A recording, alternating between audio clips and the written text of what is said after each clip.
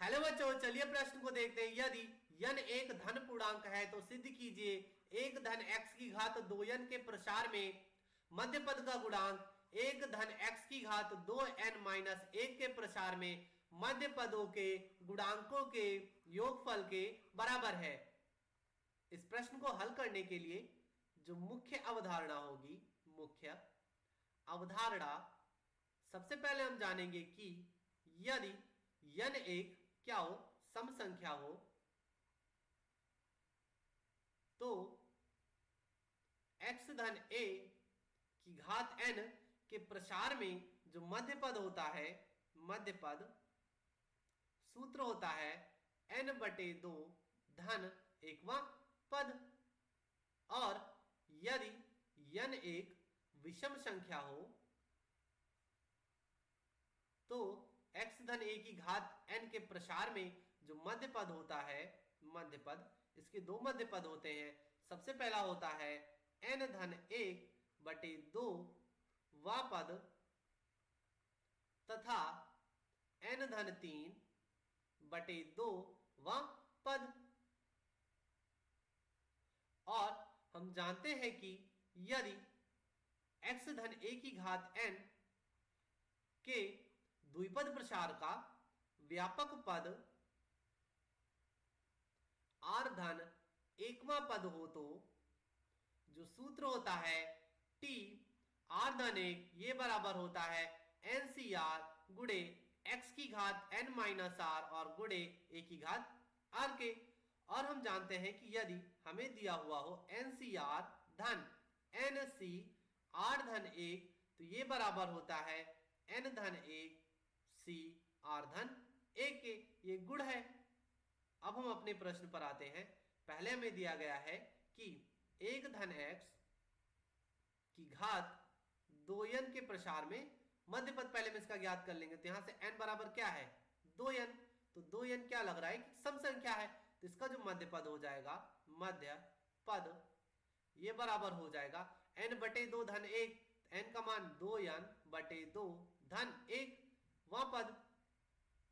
तो यहां से 2 से 2 कट जाएगा तो हमें क्या मिल जाएगा n धन 1वां पद। तो अब हम यहां से n धन 1वां पद का मान ज्ञात कर लेंगे। तो t n धन 1 का मान ज्ञात करेंगे, t n धन 1 किसके रूप में बना है, t r धन 1 के रूप में। सूत्र में पता है NCR, n का मान यहां पर है 2n, c r का मान n गुणे x की घात n माइनस r, तो a की घात 2n माइनस n गुणे a की घात r, a की जगह पर x है, x की घात n, तो ये यहां पर ये हो जाएगा 2n cn।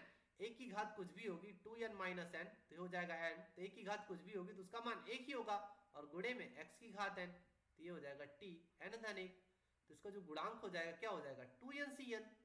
अब इसी प्रकार हम एक धन x की घात 2n माइनस 1 के प्रसार में मध्य पद ज्ञात कर लेंगे। तो वो क्या हो जाएगा एक धन x की घात 2n माइनस 1।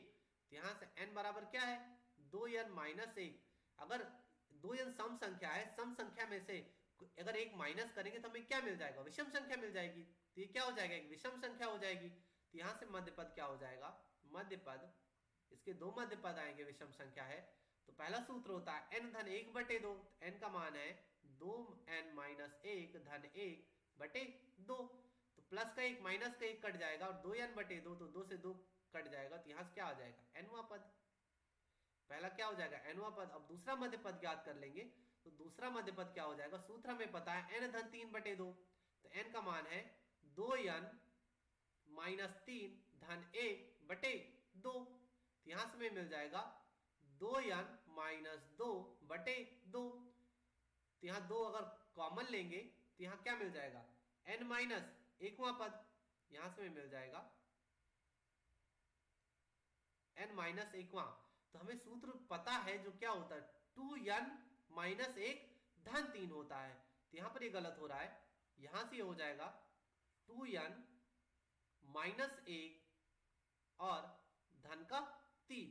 तो यहां पर 2n माइनस 1 और धन का 3, तो ये धन का 2 हो जाएगा। तो 2n धन 2 बटे 2। तो यहां से जो मिल जाएगा 2 अगर कॉमन लेंगे तो ऊपर नीचे कट जाएगा, तो ये बच जाएगा n धन 1वां पद। इसके दो मध्य पद आ रहे हैं, तो सबसे पहले हम tn का मान ज्ञात कर लेंगे। तो tn का मान क्या हो जाएगा, ये हो जाएगा tn बराबर, tn को क्या लिख सकते हैं, t, इसको लिख सकते हैं n माइनस 1 और धन का 1, तो यहाँ पे हमें tn मिल जाएगा। तो यहाँ से r बराबर क्या हो गया, n माइनस 1 और धन का 1। सूत्र में पता है NCR, तो n का मान हमारे पास है 2n माइनस 1 c, r का मान n माइनस 1 और गुणे x की घात n माइनस r, तो 1 की घात 2n माइनस 1 और माइनस n धन 1 और 1 की घात r, तो x की घात r का मान n माइनस 1, तो यहां से हमें मिल जाएगा 2n minus 1 c n minus 1 और 2n माइनस n, ये n हो जाएगा और प्लस का 1 माइनस का 1 कट जाएगा, तो 1 की घात n बचेगा। तो 1 की घात कुछ भी हो तो मान 1 ही होता है, और यहाँ पे मिल जाएगा x की घात n माइनस 1, जो tn बराबर आ गया हमारे पास, वो ये आ गया। तो यहाँ पर जो tn का गुणांक हो जाएगा tn वे पद का क्या हो जाएगा, 2n cn माइनस 1। अब इसी प्रकार हम ज्ञात कर लेते हैं t n धन 1 वे पद का मान क्या हो जाएगा, t r धन 1 के रूप में है। सूत्र में पता है NCR, n का मान है 2n माइनस 1 c, r का मान n गुणे 1 की घात 2n माइनस 1 और माइनस n धन का 1 और x की घात n धन, x की घात सिर्फ n आएगा, n धन नहीं आएगा, x की घात n, क्योंकि 1 की घात r होता है। अब यहां से हमें मिल जाएगा 2n माइनस 1 c n, अब यहां से प्लस का 1 माइनस का 1 कट जाएगा और 2n माइनस n, n आ जाएगा, तो 1 की घात कुछ भी होगी तो 1 ही होता है, और यहां से हमें मिल जाएगा x की घात n। तो t n धन 1 वे पद का मान आ गया। तो यहां से इसका जो गुणांक हो जाएगा वो हो जाएगा 2n माइनस 1 c n।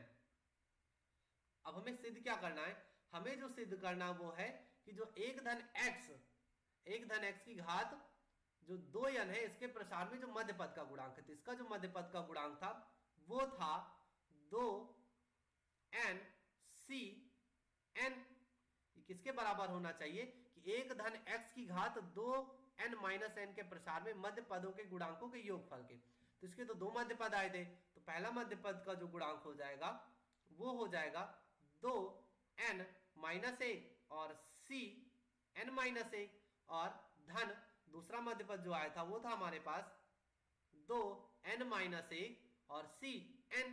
अब हम देख पा रहे हैं, अब हमें इन दोनों को बराबर करना है, सिद्ध करना है, तो यहां से हो जाएगा 2n c n, ये बराबर हो जाएगा। हम देख पा रहे हैं किसके बराबर है, NCR धन NC r धन 1 के रूप में।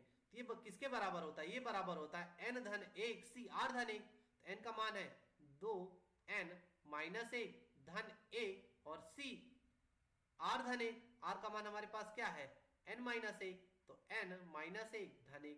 तो यहाँ से प्लस का 1 माइनस का 1 कट जाएगा और प्लस का 1 माइनस का 1 कट जाएगा, तो यहाँ से हमें मिल जाएगा 2n cn, ये बराबर हो रहा है 2n cn के। तो यहाँ पर जो बायां पक्ष ये बराबर है दायां पक्ष के। तो मुख्य अवधारणा के आधार पर हमने सिद्ध कर लिया कि 1 धन x की घात 2n के प्रसार में मध्य पद का गुणांक 1 धन x की घात 2n माइनस n के प्रसार में मध्य पदों के गुणांकों के योगफल के बराबर है। आशा करते हैं आपको समझ आया होगा। धन्यवाद।